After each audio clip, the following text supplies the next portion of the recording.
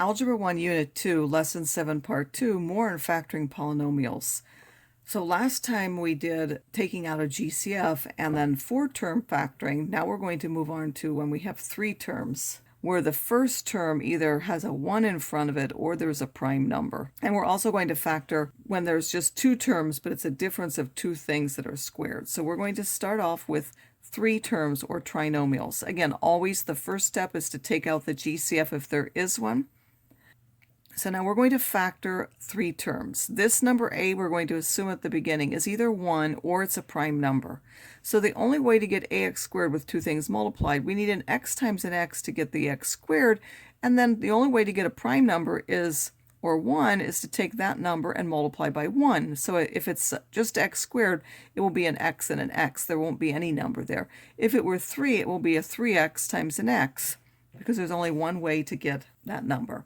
And now what we're going to do is we're looking for the factors of c, which will either add if it's positive or subtract if it's negative, to give that middle number when one of them is multiplied by a.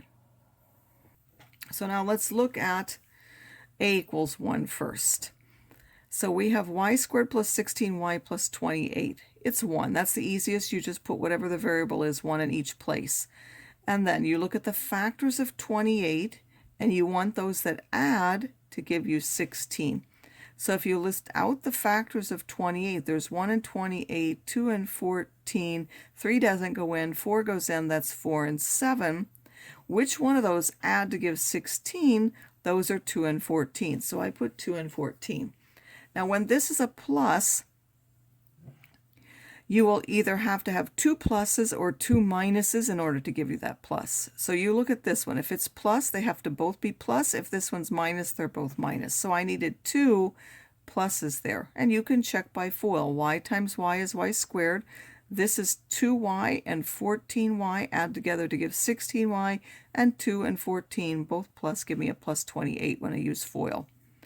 For this second one, we have n squared plus 13n minus 48. Again, I want factors of 48 that now subtract to give me 13. By the way, when they're plus, they both have to be the same sign. When it's a minus, I need 1 plus and 1 minus. So I list out the factors of 48. There's 1 in 48. There's 2 in 24, 3 in 16, 4 and 12, 5 doesn't go in, 6 and 8, and that will be all of them. And now you're looking for the pair which subtracts to give 13. So if you look at these, 16 and 3 will subtract to give you that. So I have a 16 and a 3. Now how do I know how to put the signs? Well, when it's negative, I need 1 plus and 1 minus. The bigger one has to match the sign here. So we have a 16 and a 3. The bigger sign that we need is this one to be plus because it matches this one, and this will be minus. Again, check that by FOIL. 16n minus 3n will be plus 13n. And again, n times n is n squared, and 16 times minus 3 minus 48. So those two you have fixed through the factors. It's the inner 2 and the outer 2 that you usually need to check to make sure that they give you that middle term, and then also double check your signs. A plus times a minus does give me a minus. X squared minus 2x minus 35. Again, I want factors of 35, which subtract to give me 2. Now, you might be able to think of these in your head. If you can't, you would write them out. You have 1 in 35 and 5 and 7. Those are the only 2, and the ones that subtract to give me 2 are 5 and 7. Again, when it's negative, I need 1 positive and 1 negative. The bigger one has to be the negative because this is negative, so I made that x minus 7 and x plus 5. By the way, you could put these in either order. It doesn't matter. I could have this one first and this one second. That makes no difference. You'll just have to attach the sign to the right one. And now this is an x squared minus 4xy plus 3y squared. Both the squared terms have a variable. I need to put that in each one. So the beginning one has an x, so the beginning part is going to have an x, and then the second one has a y squared. That will both need to be y, and I know that will work because this has an x times a y. Then I'm looking for what? Factors of 3 that add to give me 4. Well, those have to be 1 and 3. When it's plus, they're either both positive or both negative. How do you know? They're both positive if this middle term is positive. They're both negative if that one's negative. When it's negative, one has to be plus and one has to be minus. The bigger one of those two has to match the middle term. When a is prime, it's almost like when a is 1, except one of the things has to be multiplied by that number out front. So 2x squared can only be 2x and x, so I put that. Then I'm looking for factors of 20. Again, I could list out those factors of 20, 1 and 20, 2 and 10, 4 and 5.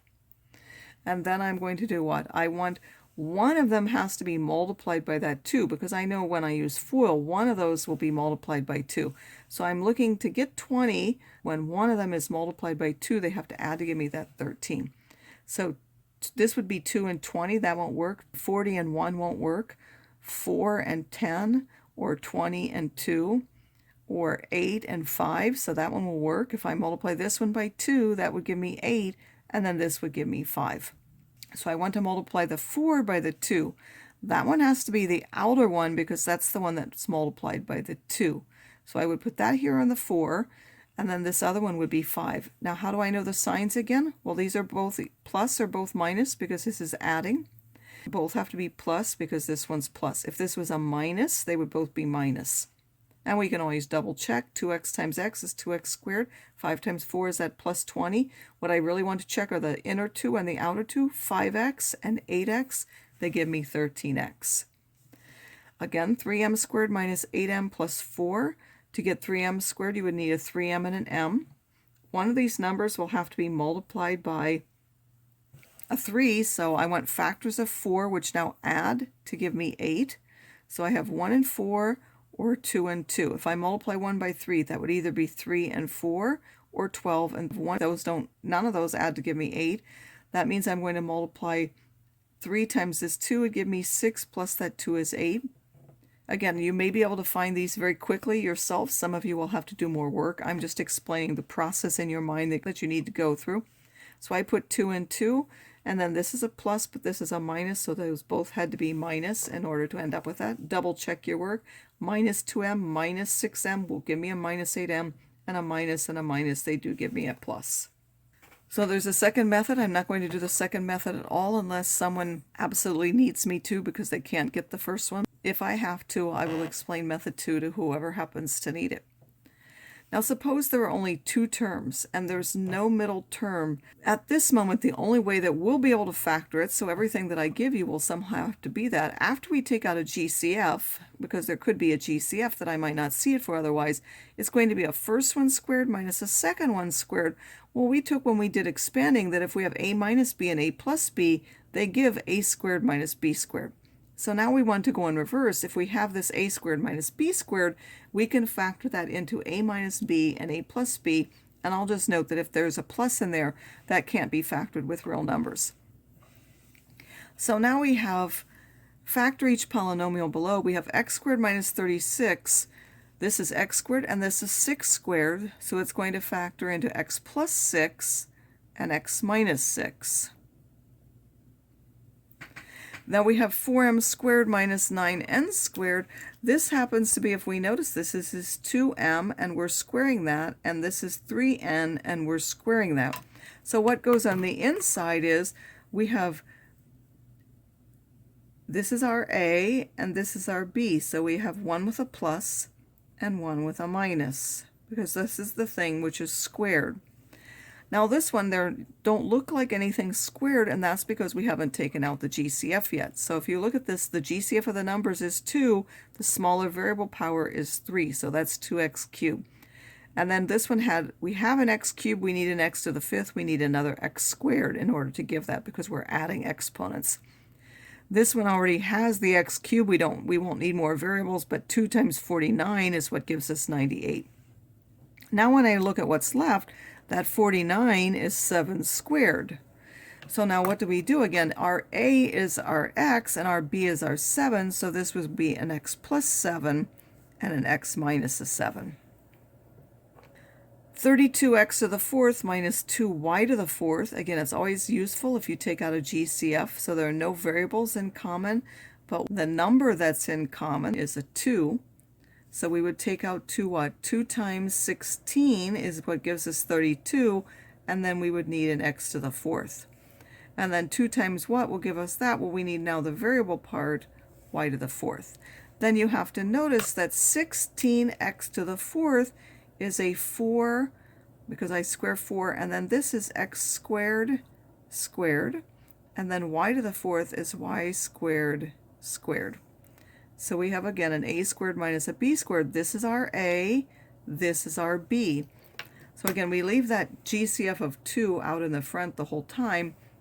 And then because this was 4x squared squared, I get one with an a plus b and one with an a minus b, where those are our a and our b.